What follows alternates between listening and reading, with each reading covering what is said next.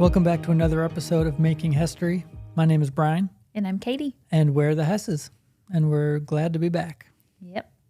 As always. As always. I love doing this. I know. It's so fun. Yeah. It doesn't, I was thinking about it when I was getting Oliver to sleep, that it's just so, it still feels a little surreal that we're actually doing it. Yeah. Sometimes, because it's like, okay, well, I'm going to go downstairs and get out of my sweatpants. Get dressed up to go downstairs into my basement. Yeah. And record a podcast. I wore sweatpants all day today. Yeah. Until about 10 minutes ago. Yep. Same. I got dressed. And it's 9:30, Yep. 10 o'clock, something like that. It's like reverse. Yeah. Normal dress. Right. So really quick recap. Last week was Thanksgiving. It was. And we had a great time. Yeah. We went to Nashville. Yep. Went to my parents' house, and my sister and her family all came and got to spend time with her and her husband and little nieces or niece and nephews. And yeah, they had some good cousin time, all the kids. Yeah. They always love playing together. They do. They play so well together. It's so fun. Squeal. Oh, that was fun. I just remembered that they surprised us. Well, surprised the girls by stopping by on their way to Nashville. So they live in South Carolina. They were driving through to Nashville and stopped at our house. Because they were an extra pit stop, basically going driving right through. Right by. And we didn't tell the girls. And so they pull up and we hear the car door, and then followed very quickly by Nora screaming. Yeah. I've never heard her make those noises before. No, she was so excited. So that was really cute. Mm-hmm. But yeah, the week was great. I feel like, it was good time with family, good food.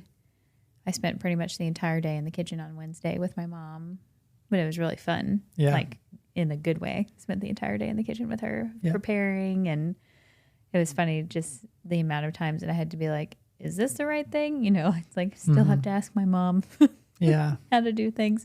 But I feel like that's just like a sweet, almost like sentimental time of like, Mom, tell me how to do this. Mm-hmm. Yeah. So it was fun. Yeah. We tried to take the girls to Opryland Hotel. We did. So if you don't know what Opryland Hotel is, look it up in Nashville, because it's crazy. It's beautiful. If you've never heard of it, it's not like any hotel you've ever seen or heard of before. It's like an amusement park, but with no roller coasters. Well, it's like an entire city and an entire jungle indoors, inside. Yes, it's amazing. This hotel. And there's a river that runs through it. Mm-hmm. And you can take boat rides in the hotel. Like it's crazy. Anyways, they go really big for Christmas. Yeah. Super and it's detailed. Amazing. Things everywhere. So many lights. Yeah. It's gorgeous. And so we tried to bring the girls to see that, and they wouldn't let us in. Nope. Because they had given you false information. Yeah, which I was hoping, like, hey, one of your people told me this. Yeah. So you should let us in. But it's one of those, like, he said, she said situations. But, I was so annoyed. Yeah, because for the last few years, really since COVID, they changed the rules. Mm-hmm. It used to just be anybody could go anytime. Right, just go walk right around, go look at all the decorations. There's tons of, like, shops and restaurants. Yeah, it's so much fun. And now you can only go before 2 p.m., apparently, which is lame, because who wants to go see Christmas lights when it's light outside? Yeah. So... Exactly. That was a bummer. And they told me, you can come anytime. Mm-hmm. Anytime, we're not shutting it down at 2 p.m. on the weekdays. Like, you're good to come anytime you want. So we're like, awesome. We get there. Nope. Had to come before 2 p.m. It's like, no. So we just walked over to the mall, because Opry Mills Mall is right next door. Right. Which is also like we had a whole experience. It is. We had a really good time there. Yeah. We went to probably one of the best candy stores. Oh my gosh, it was awesome. It was enormous. Huge, yeah. Huge candy store. We went to the Lego store, which is always fun. Mm-hmm. Which, when we were in the candy store, Nora was the whole time begging us to leave so we could go to the Lego store. Which we were like, what? Yeah. what kind of world are we living in that you are asking our 7-year-old or almost 7-year-old kid asking to leave a candy store? I know. And I literally said that to her. That? I was like, hey, I've never seen a kid try so hard to get out of a candy store. Can you give me 5 minutes in here to look around? Because I'm having so much fun in here. Yeah. So, yeah, that was fun. It was fun. Lego store was fun. Mm-hmm. And, just overall a great week. Yep. It's good. Yep. The only, I guess, downside, Ollie's been having a hard time sleeping. Yeah, I don't know. Going to sleep, I should say. You could call it a sleep. I mean, it's not even really a sleep regression. It's just like he's fighting going to sleep. Once he's asleep, he does great. Yeah. But I feel like it's taken me like an hour to get him to go to sleep. Right. It used to be like 10 minutes. Right. Literally, he would 5-10 minutes. Eat for a second and then just pass out, and I'd lay him down and that was it. Yep. Bing, bang, boom. But this time, or this week, has just been oof. Yeah. It's tested my patience. I will say that there have been moments where I'm like, okay, well, I'm just going to put you in your bed and figure it out. Whatever happens, happens. Good luck to you. Yeah. Ooh, but yeah, but then I have to remind myself, like, no, like, it's actually a privilege to be the person that, like, he feels safe with so that he can go to sleep. For an hour and a half. Yeah. It's a struggle. Yeah. So, yeah, that's kind of been our week. Mm-hmm. And we'd mentioned that we're going to keep talking on the topic of punishment and discipline. Yep. And it's just a really fun topic for us to talk about. It is. It's just one of those topics that once you start to like catch the weightiness of just how differently kids can be corrected and how they can be treated. Yeah. And the long-term ramifications of that. Right. It gets really like interesting to start to think about and dissect. Yeah. Because we have a vision for who we want our kids to become as adults. And like you and I have never really been interested in just like winging it. No. Right. And like terrible. with parenting, there is a degree to where like, especially like Nora being our first, every new phase she comes into is a new thing for us to figure out. Yeah. And so on one hand, like we have goals and we have values and we have principles put in place that regardless of our kids' age and gender and personality type, those things aren't going to change. Right. Now with each of them, we're finding that the application may be a little different. Izzy may need different things than Nora does and vice versa. And I'm sure Oliver will be different than both of them in many ways. Yep. They always say that like you feel like you have parenting mastered with the first kid. It's like, oh, we are pros. We're nailing this. Everybody's saying this is so hard, is so wrong. Like this is so easy. And then the second kid comes along and it's like, oh, okay. Yeah. Just kidding. Turns I know nothing. Yeah. It's exactly how it felt. Yeah. So, yeah, like I was saying, our values and our goals and our principles, those things don't change. But the way we navigate sort of the, I don't know, intricacies of having different kids with different situations requires a lot of intentionality and thought. But, yeah, we haven't been interested in just like kind of winging it, just, whatever happens, we'll just do whatever, And I think for a lot of people, their idea of parenting is just, well, I'll just do whatever my parents did. Right. Sometimes that's okay. Sometimes we can do better. Right. If we're being honest. And like we don't say that to sound like dishonoring to anybody's parents, even our own. Right. Because we've had amazing parents. Yes. But our hope is that our kids will even be better than we are. Right. Yeah. I would almost be a little bit sad if like Nora one day comes back to me and was like, well, I'm just doing exactly what you do. I'm like, okay, but what does it look like for your family though? Yeah. Just copying exactly what you do. Like, I'm like, okay. I don't know that I would go as far to say I would be like disappointed, I guess. Yeah. But I'd want to know, like, surely there's something you thought throughout your lifetime, throughout your childhood. So surely there was something you thought that we could have done better. Yes. Yep. So yeah, you and I we've always kind of wanted a plan. We've wanted to do this really intentionally. Yeah. And part of that process has looked like reading and listening to podcasts and paying attention to other parents around us and asking questions when we see parents raising kids who we like. We ask questions and we want to know, like, what are you doing that's working? Yes. And what is then, I think you asked a second ago, like, what does that look like for our family? And a big part of what we've learned is that you've got to understand the difference between punishment and discipline. Yeah. And I'll give just a very brief recap of some of the stuff we talked about, just in case somebody happens to be hopping in and this is their first episode. Okay. If this is your first episode, go back. You can go back. I recommend you go all the way back to the beginning, but if not, at least go back to the last episode because we're going to be kind of continuing the conversation. One of the things we talked about last week is how punishment is primarily rooted in fear. Right.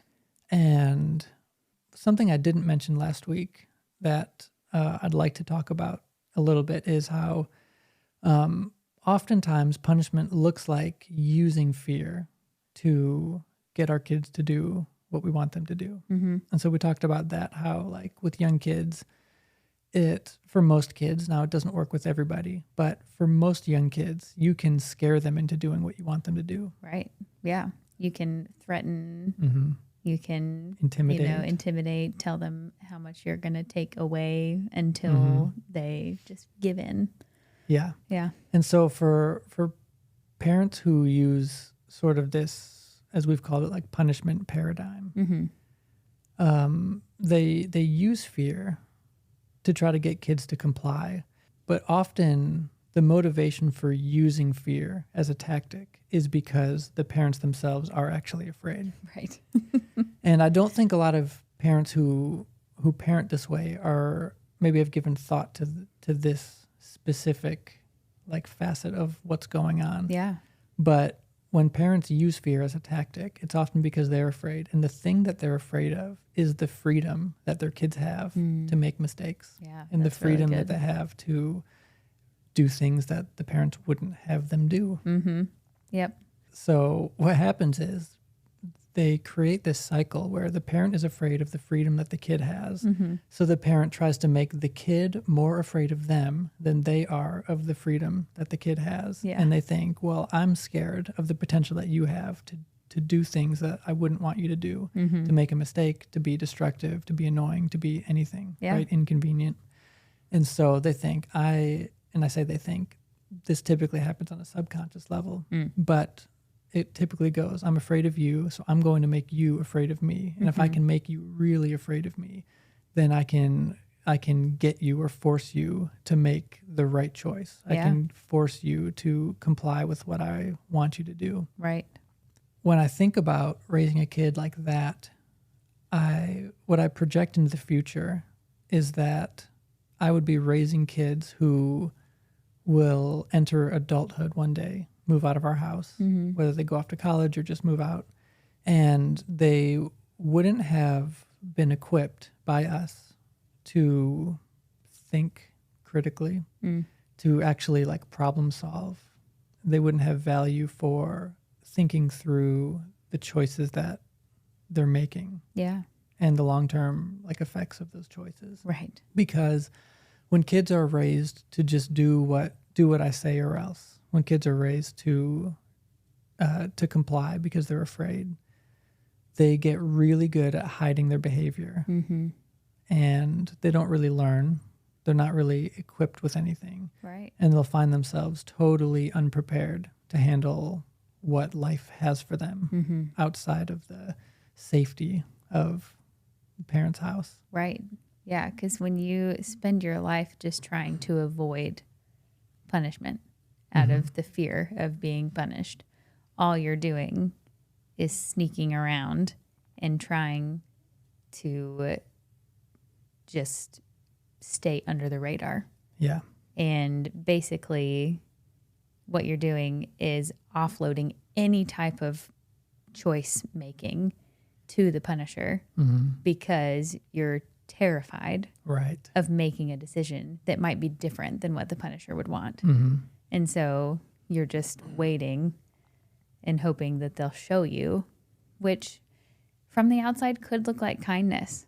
Sure. Honestly, it could look like being good and being nice because you are just following orders. Mm-hmm. You're doing what you're told. Yeah. But when that motivation is trying to avoid being punished, then all you're doing is just basically turning yourself into a little yes robot Right. or a yes man, Mm-hmm.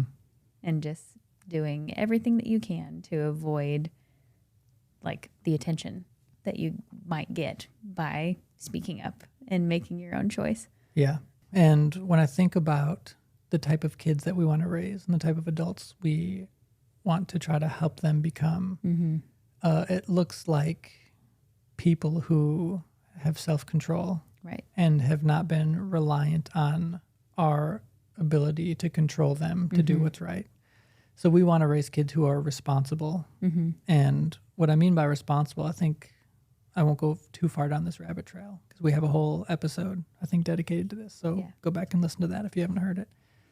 But responsibility is having the ability to respond to the circumstances and the events of life, most of which are outside of our control.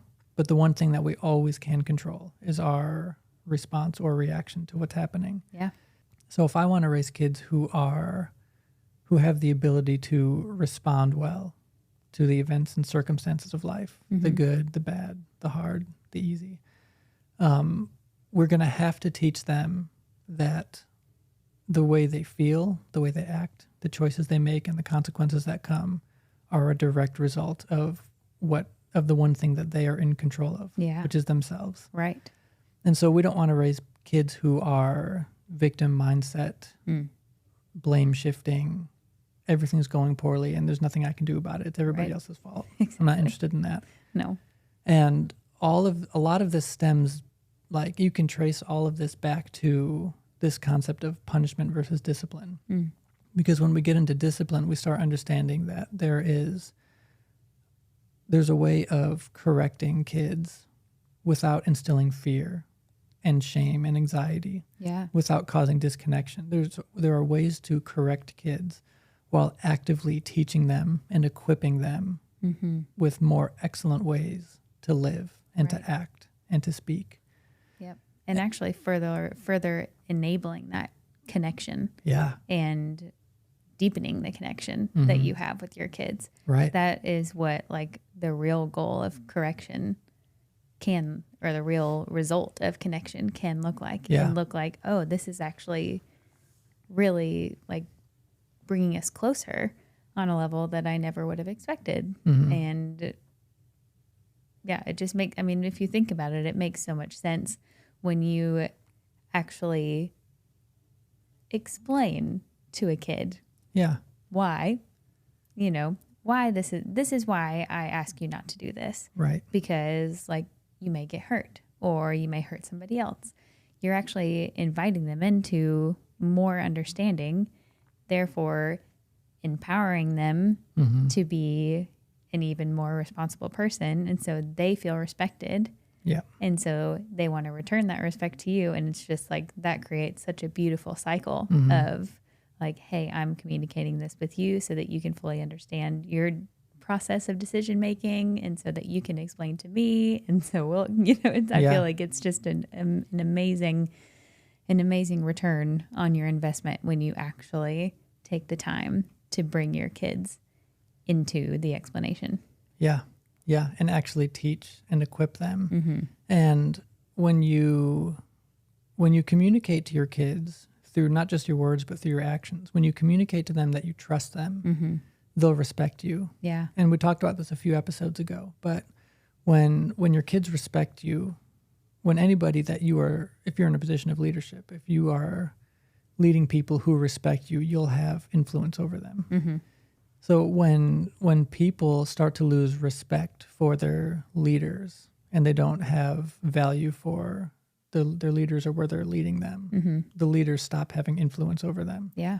And so when that happens in the home, that's often, or that may be another opportunity for parents to step into control because they realize that they don't have influence over their kids. Yeah. The kids are not cooperative. Right. And for a lot of parents, that can be very, for lack of a better word, triggering. Sure. Yeah. Much as I hate to use that word. But for a lot of parents, that can be a very like triggering, anger-inducing thing to have kids who are not cooperative. Right. To, to have kids who you feel like don't respect you. Mm-hmm. And that's when anger and control and intimidation step in. Yeah. And it's this subconscious, like, if I can't influence you in kindness, in whatever, my form of kindness, to do what I think is best for you, I'm gonna get it one way or another. Right. So Yeah. I've told you what I expect. And if you're not going to do it, then here comes scary rage monster dad. Yep. All the tools have flown out of the tool belt, and I'm just coming at you with the with an open hand. Yeah. Yeah. And Yep. We've mentioned Danny Silk before. He's somebody that if you're interested in this topic, you've got to read his books. You've got to listen to his stuff. He's Brilliant. really good. Yeah. But he talks about how like when he was like first started off parenting, he said all of his parenting tools looked like hammers. Yep. He really only had one type of tool, and it was a hammer. And he just learned over time that there are so many different ways of interacting and correcting and connecting with kids and leading them really to the place that we all want. Like it's okay to want cooperative kids who respect you. Right. But there are certain ways that you can achieve that. And there are certain things you can do that will cause that to vanish completely. Right. Yeah. And that's one of those things that, going back to previous episodes, that like obedient kids is a great outcome. Yeah. Not necessarily a good goal. Terrible goal. That's exactly it. Yep. Great outcome. So we love our kids listen very well to us. Yes. And we appreciate that. But we've also raised them to understand that we're not in control of them. Right. We're in charge of them. Yeah. But we're not in control of them. Exactly. We've worked really hard to help them understand that they control themselves. So when they hit, when they yell, when they fight, when they do anything that, we find is not as excellent, or maybe I should say that is out of alignment with who we know they are. Yeah. Because we know that they were created by Jesus to be like him. Yeah. And so part of our job is to help them recognize that. And so when we see behavior that is out of alignment with that, we can kind of help bring them and correct them, bring them back into alignment. And not by just saying, stop doing that. Right. And then leaving it there. Yeah. Because maybe they'll stop for a second. But then the next time that same opportunity rolls around, what do you think they're going to do? Right. If they don't have an explanation of why you would like them to stop doing that. Yeah. Of why it's counter to who they are and their true identity is like a child of God. If they don't have that explanation, they're going to continue doing that behavior. Not because they're a terrible kid. Right. Just because that is obviously their nature. Right. To do that. If that's their first response, if that's their reaction, then that is what they've learned. That's what's in them That's currently. what's in them currently. And so do you want to actually help them learn a better, more excellent way? Or do you just want a temporary fix to this problem? Right. Because that's really that's one way to look at the difference between punishment and discipline. Yeah. Punishment, I think you could argue, is a very temporary way Yeah. to get what you want, Yeah. while discipline is the long game, where you actually see and can foster that relationship so that you see that connection produce beautiful fruit over time. So when they're out from under your roof, that you continue to see that good responsibility. Yeah.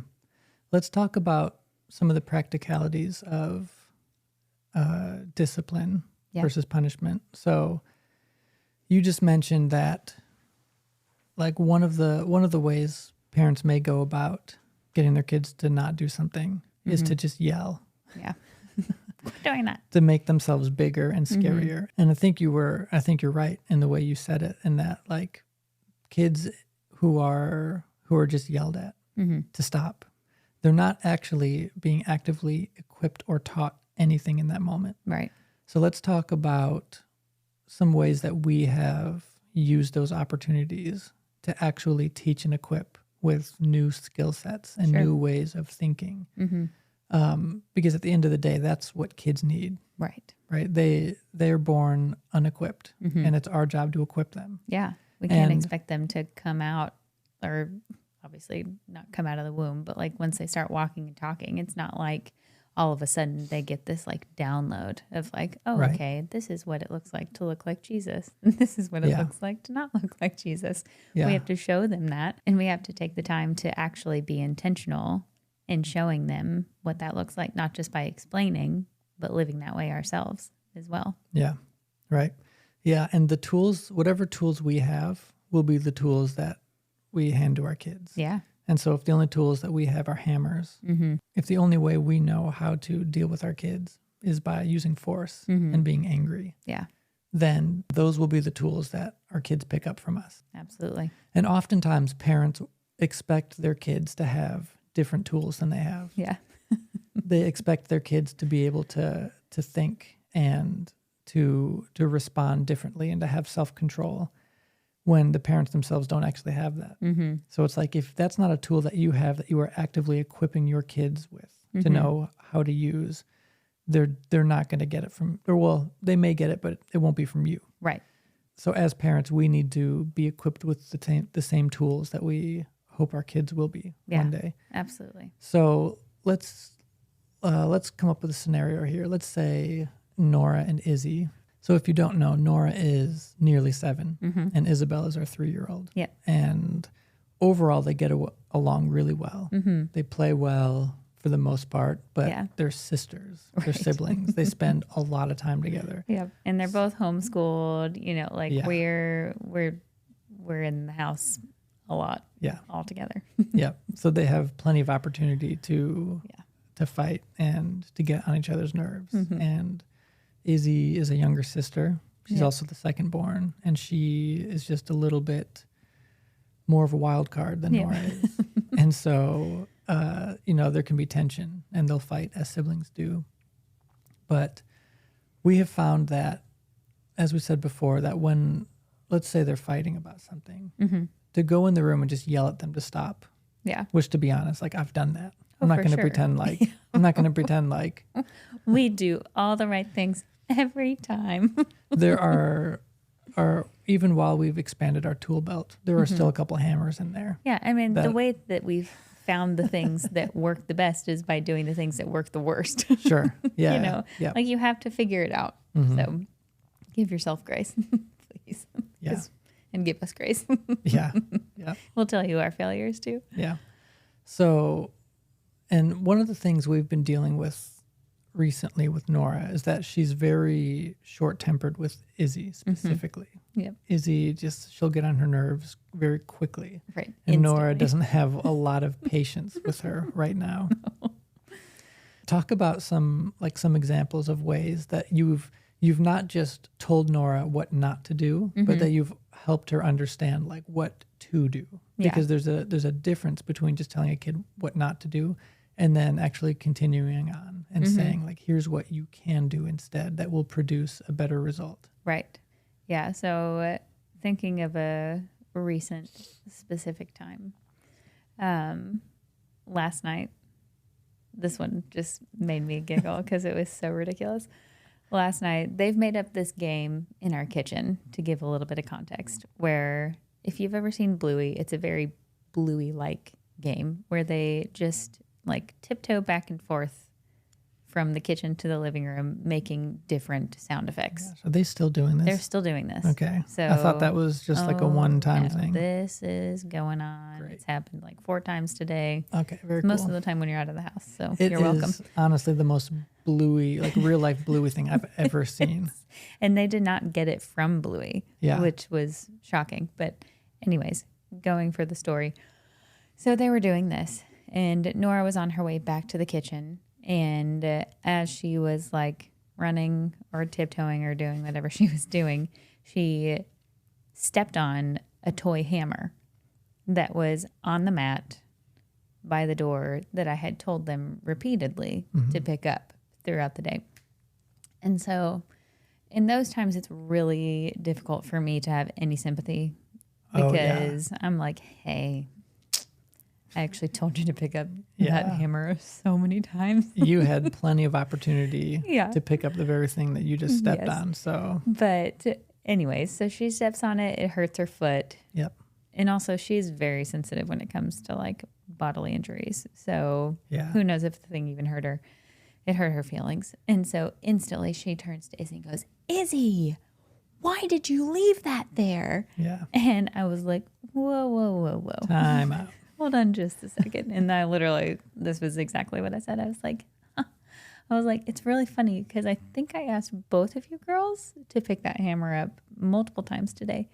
And she was like, well, Mom, Izzy's the one who left it there. And I was like, maybe. But hey, you had the opportunity to pick it up too. Right. It's technically your hammer. Right. It literally came from one of your toys. Yeah. And so I just asked her, I was like, it might have been Izzy, but I asked you to pick it up as well. And so, like maybe let's not be so quick to jump on Izzy about this.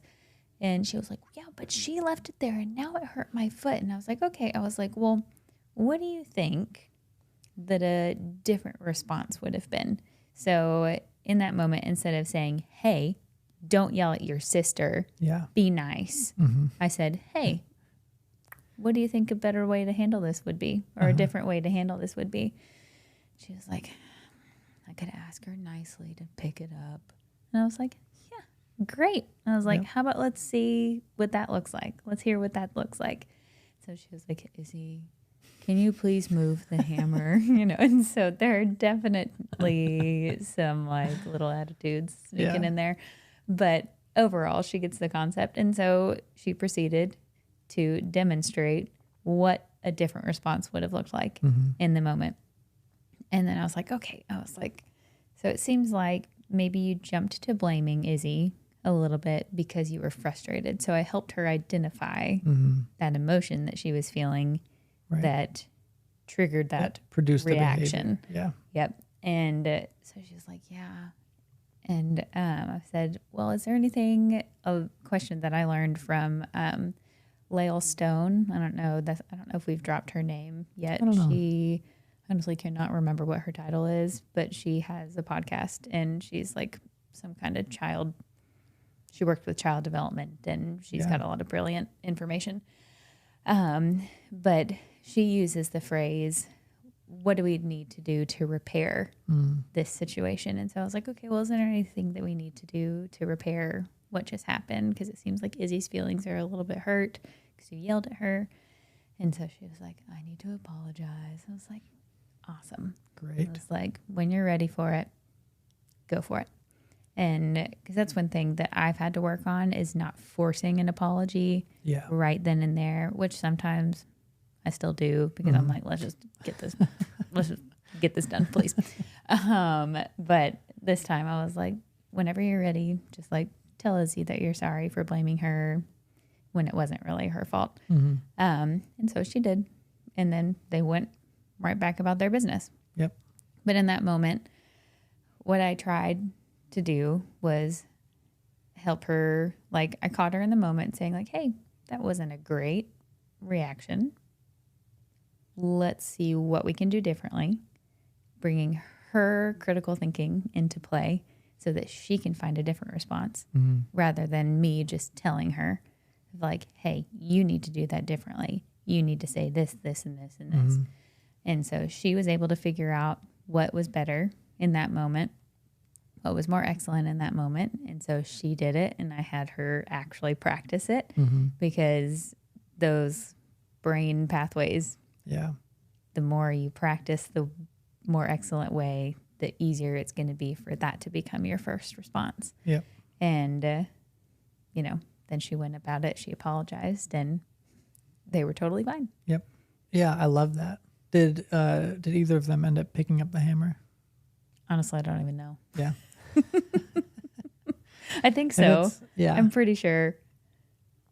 But I can't remember. And like, that's just one of those things though. That's like, if you don't pick up the hammer and you step on it again, yeah, like you're not going to get a lot of sympathy. Sorry about it. So, and a big part of like what we believe and have honestly seen like a lot of fruit from, like what we believe to be like very helpful in like teaching and correcting and equipping them, is finding safe ways for them to like make a mistake, safe ways for them to get hurt, safe ways for them to fail. Yes. And be there to, like you did, like ask questions, because questions promote critical thinking. Right. And, being ready to provide an alternate way of doing things, or like a more excellent response, or.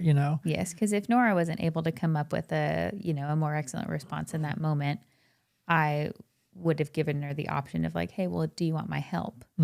And then you can, in that moment, offer like, okay, well, maybe try saying this instead, or reacting this way, or responding this way instead of this way. Yeah. So if your kid isn't ready or isn't able to come up with a response themselves, totally fine. Yeah. Just show them the way. Yeah.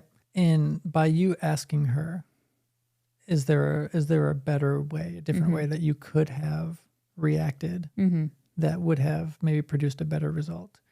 She came up with the answer. So what that tells us is that she has the tool. Yeah. It just is not yet the one that she's reaching for first. Right. And so she knows it's there. That's she the one in the understands. backpack. That's not the one in the tool. Yeah, let's get that right in the holster. I don't know how to get it right there exactly. Super fast. But yeah, so this is, and it's a process that takes time, and it requires tons of consistency. Yeah. There are different tools that we can give them and teach them how to use for repairing situations and when they've done something that has caused hurt or pain or anything like that in their relationships. Yeah. So there's teaching them the tools that they have, but then there's also like the consistency and the time that it takes for that to be the tool that they actually reach for rather than just the hammer, because the hammer comes out real easy for everybody. Right. Yeah. And so that's the easy one. So like, do you want the easy way or do you want the best way? Right. Yeah. Because it's really easy just to be like, quit doing that or stop talking like that, but then like, if you stop to think about it for a second, if you're yelling at your kid to stop talking in a mean way to their sibling, you currently are talking in a mean way to your kid to tell them to stop talking meanly to their sibling. So it's like, okay, we can actually trace this back really easy to where that behavior showed up first. Yeah, for sure. Yeah, they have the tools that we'll give them. Yep. And they get those tools by mostly just watching us and imitating what we do. So, which can be hard to swallow. Sometimes there have been many moments where Nora has said something that I'm like, that was me. Yeah. I've literally said that today. And now I'm going to work on not saying that. And I will vocalize that to them. I'm like, hey, you know what? I didn't really like how that sounded coming out of your mouth, but I understand that that is what you've heard come out of my mouth. And so I'm going to work on not saying that. And I give them permission to actually speak into that area of my life of like, hey, you can call me out on this. And I'll like, lay some ground rules. Like, you don't get to like become the parent. Yeah. But like, if you hear me say something like this, like, let me know. Yeah. And we'll work together to like work on better responses. Yeah.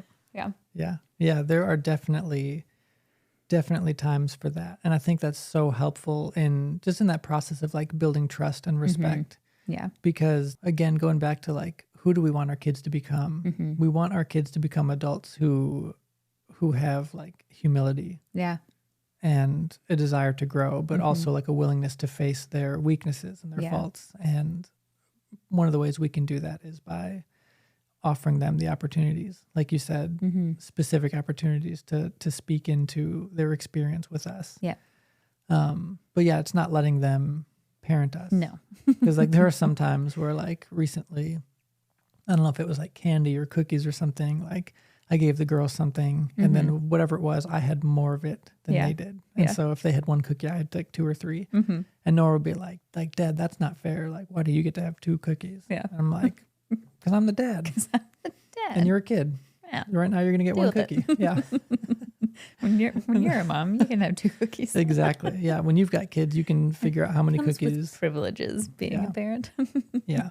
And I think there's something to giving kids, and I say that like I want people to know that we do have a very like playful relationship with our kids, to where we can speak very directly and firmly and honestly, but do it in such a way that like it's still like love comes through. Yeah. But it's just the reality of like I'm the dad, so I hate that for you. But you're like, sometimes I'm going to eat more cookies than you. Yeah. And that's just how it's going to be. I have made mom tax a very real thing. Yeah, for sure. Like, hey, you're having this. I'm going to take a bite first. Yeah. Now it's yours. Yep. Yeah. I don't know who came up with that, but thank you for that, because that is a brilliant phrase. It is. I love it. Yeah. But yeah, and I think in doing all of this, it gives our kids something to look forward to one day. Yeah. Because if we parent very like weakly and passively, and we're very permissive, and we let the kids run the show and they kind of get whatever they want. Yeah. And often what that looks like is like kids who are in charge are the ones that, what I mean when I say like kids who are in charge, sometimes I will see a parent give a kid something as like a preemptive strike against a tantrum that they know will come if they say no. Yeah.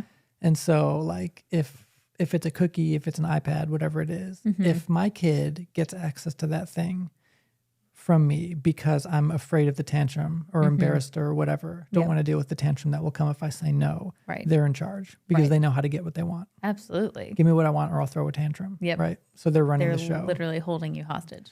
They're running the show. Yeah. And I want our kids to have something to look forward to. Yes. Like, you're not the parent right now. I am. And so that's something that like I've had conversations with Nora about too, that like, hey, just be a kid, because she is so naturally like maternal and nurturing and like just very thoughtful and caring for everybody around her. So like that is an amazing quality, but I also don't want her to feel like she has the responsibility to take care of everything and everybody around her, because that's not being a kid. Yeah.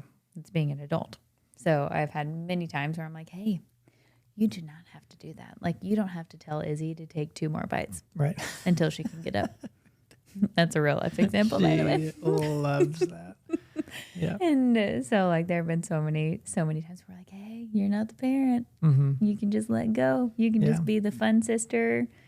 You don't have to correct her. You don't have to be responsible for her decisions. Like, just enjoy it. Yeah. And that's another example of one of those things where it's like she understands, you know, if you want to use the tool analogy or whatever, like she understands what we have been actively teaching her and equipping her with, but it's just often not her like instinct. Right. And so her instinct is still to like try to parent Izzy. Yep. And so oftentimes I'll hear her say something in like another room, and I'll just like peek around the corner and just kind of look at her. And she knows immediately right away exactly what I'm thinking and what she did. And so sometimes I'll just give her a look like, is that like, is that really how you want this to go right now? And she has gotten to that point where a look is enough. Yeah. Not Because like she a mean knows, look. It's just like a, just like, come on, like, you know, and often she'll just like start like smiling, and she'll be like, I know exactly what's happening right now. She does that little like, if you're not watching, that little like smile where it's like you raise your eyebrows and you're like, ooh, like a nervous smile. Yeah. It's like she knows. It's just a matter of us being consistent in our teaching and our equipping, so that the things that she knows but doesn't yet, is not necessarily like a go-to, that it becomes like the natural expression. So there were actually 2 things that happened today that really were just so on point with what we're talking about. Just the difference of kids who have been raised in a punishment household and kids who have been raised in a disciplined household. Yeah. So Izzy, when you were not here, Nora and I were up doing school, and so I've been, every now and then, if it's like a harder day with school, I'll use treats as incentive to like just have a little bit of motivation to get through the lessons. Yeah. And so I had a couple little treats up there for Nora. Izzy had already gotten a piece for finishing her school. And Izzy went downstairs, which is not unlike her. Yeah. You know, she'll go down and play with toys and just kind of roam around.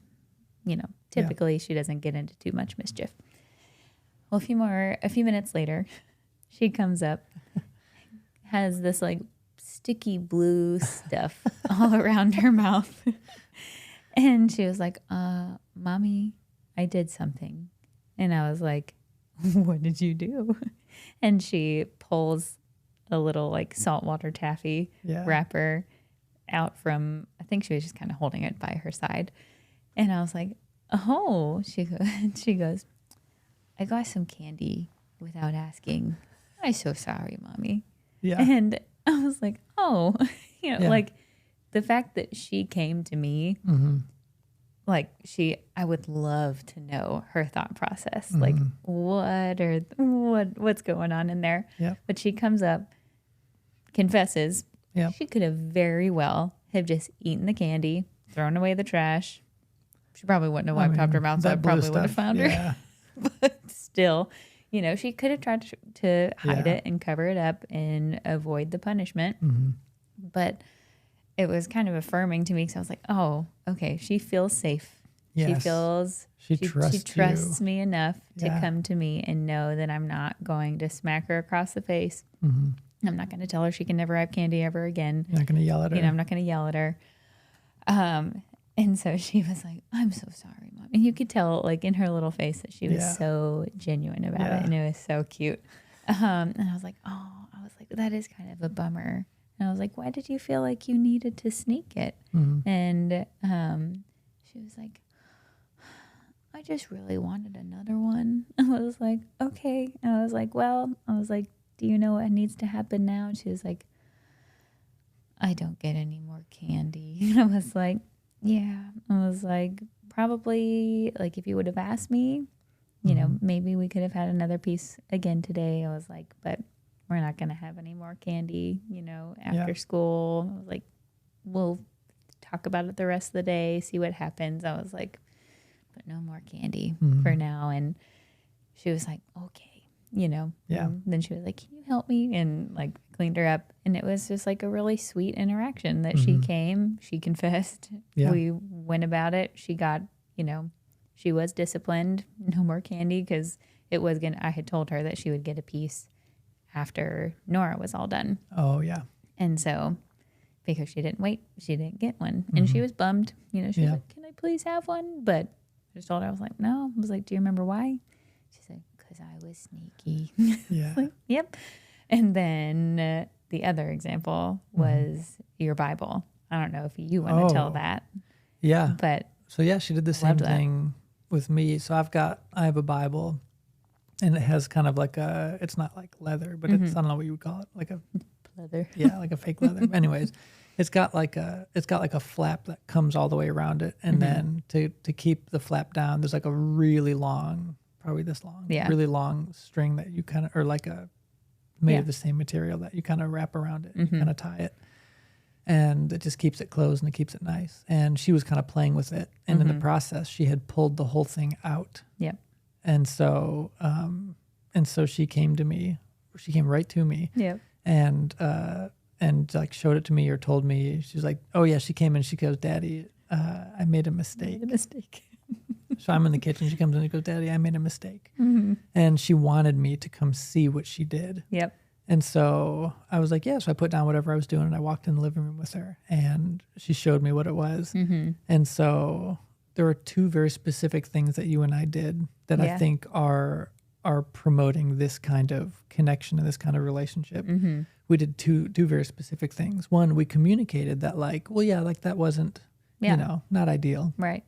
So with the candy, like, you're right. So like you weren't telling her like, oh, no, it's okay. It's okay. Yeah. So like, we're communicating that like, being sneaky isn't good. And so taking candy that you're not meant to have, that's not good. Yeah. That kind of behavior, from our perspective, that's not going to get them very far in life. Right. And so we want them to be disciplined. And so the same thing with the Bible, like it wasn't a big deal. Right. But as far as she knows, it was very easy for me to just slide it right back in through the little slots and, tie it back on.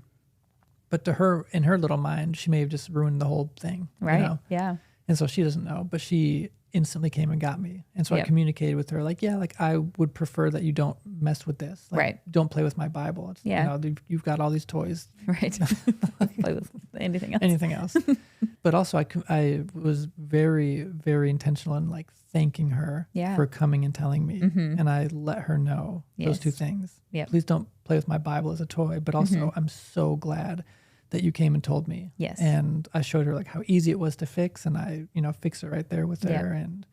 And those types of responses we have found is producing the type of relationships we want with our kids. Yes. Yeah. And we're not afraid of the mistakes that they could make. Right. Because they're going to make mistakes and they're going to mess up. They're going to do things that we wouldn't want them to do. Right. And we're not afraid of that. I'm more afraid of what would happen if we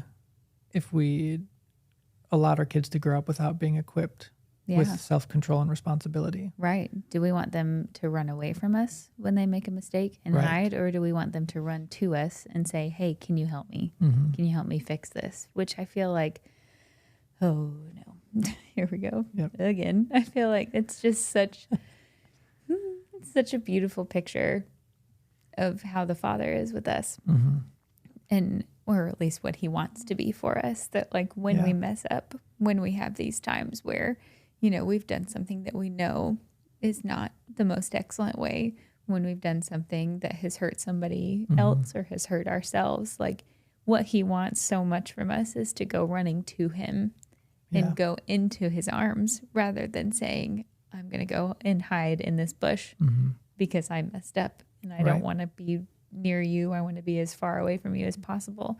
Instead, he wants us to come as close as possible so that he can say like, hey, yeah, you messed up. That's just a fact of it. You already know it. So like, what would it be helpful for me to tell you? No, you didn't mess up. Yeah. But instead, show you, comfort you, love you, show you, hey, I don't love you any different because of what you did. Right. It's a bummer, but let's move on together. Yeah. Instead of me having to wait for you to come back whenever you feel like you have it all together. Yeah. Because that's not real relationship. Real relationship is trusting each other in the good and the bad and the ugly times. Yeah. Yeah. Yeah. I love that. Two very relevant instances from today. Yep. That's great. Okay. I think that's good for this episode. Yeah. We checked all the boxes. I cried. We did. Yep. Okay. Great. Well, for everybody watching and listening, if you're watching on YouTube, could you do us a favor and like and subscribe? Because that goes a long way for us. That's extremely helpful. And if you're just listening on any podcast platform, wherever you listen, if you could do us a huge favor and give us a review, if you found any value in any of our content, that is extremely helpful for us, because that, good reviews push the podcast out further. And so, if you could do that for us, that'd be great. Yes. Okay. Well, thanks for listening. Thanks for watching. And once again, my name is Brian. And I'm Katie. And we're making history. We'll see you next time.